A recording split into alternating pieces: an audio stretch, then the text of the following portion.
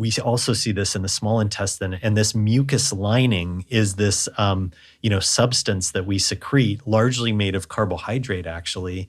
And the purpose of that is to keep microbes in the right spot and to allow nutrients and water to be absorbed in the small intestine and large intestine. And so it's this meshwork that is supposed to keep out large things like bacteria and let in small things like nutrients.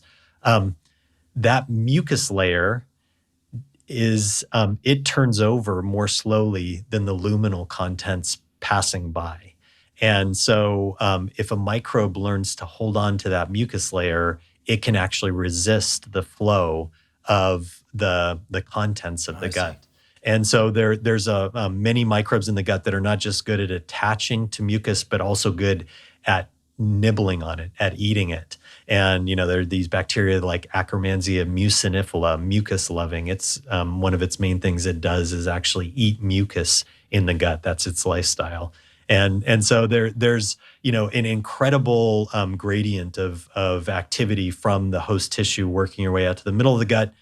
What's amazing is some microbes actually do penetrate past the mucus, and there are these invaginations in the intestine known as crypts, actually where the stem cells live, that produce the epithelium. And there are microbial communities that can form in those crypts. And we don't know completely what their function is, but we've done some studies that appear to indicate that if you can localize to a crypt, you've hit the jackpot as a microbe for being able to maintain dominance in the gut.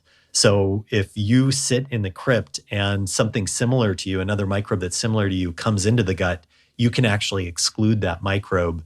And the thinking is that it can't find a spot to resist being washed out of the gut. So there probably are these little niches close to host tissue in the mucus that are absolutely essential for resisting getting washed out with the flow of all the contents. Incredible. That raises a question about two things that are reasonably popular. One is this notion of cleanses from either direction. People will consume things by mouth to try and cleanse their digestive tract. There's a long history of this. Yep. I'm not recommending this. There's differing opinions on whether or not this is good or bad. And the other is fasting or time-restricted feeding. The reason I ask about time-restricted feeding is my understanding is that after a prolonged period of fasting, there's some auto-absorption or digestion of one's own digestive tract that then gets renewed. In other words, your intestine and stomach start eating its own lining to some extent in the absence of food. So what do we know about cleanses? Oh, and then I suppose there's cleanses from the other direction too, right? Which less popular, but I've never run the statistics, but certainly exist out there. What's the idea about cleanses and fasting as it relates to the health or the dysbiosis of the microbiota? Yeah.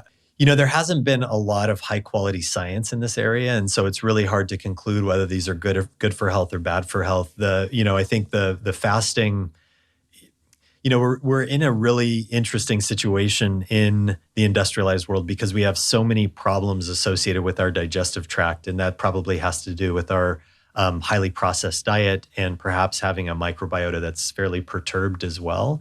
And so,